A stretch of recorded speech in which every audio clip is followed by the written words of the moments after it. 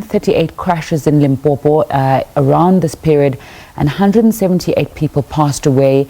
What's being done to prevent these kind of numbers from being seen again?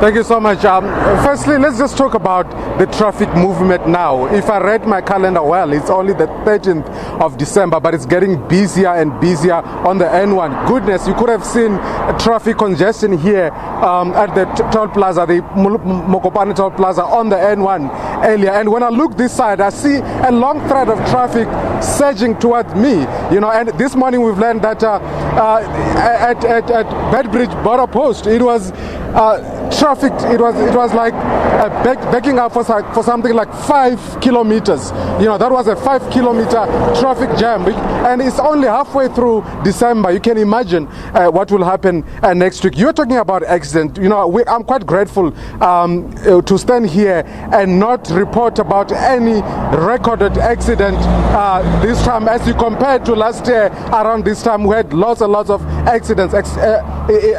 In fact, in 2018, we had about 46 fatal accidents that caused about 200 lives, and this year we only had 36, and that's a significant reduction. I'm talking about 22% here. But I think part of that, or part of the reason why there's not been so many accidents, is that the department placed some, as you can see behind me there, they've placed those poles, those yellow and red poles there on the barrier line, because people were used to overtaking on the barrier lines, and now they serve, or they now serve there as barriers. Motorists don't have much space to maneuver on top of the solid barrier line. Tendo, how much law enforcement have we seen out in Limpopo as the traffic starts to pick up? Well, when we were driving here, it was a stretch of about 60 kilos, and we've been seeing traffic cops every 15 or so kilos. You know, the operation Swaratsoti, or Apprehend the Thug, that was implemented earlier this year, seems to be working. It seems to have scared off some unruly driving here. And I can tell you that on this morning, 10 people were arrested driving stolen cars. 10 cars were impounded already. The operation that has been implemented earlier this year, it's working all over the N1 in particular.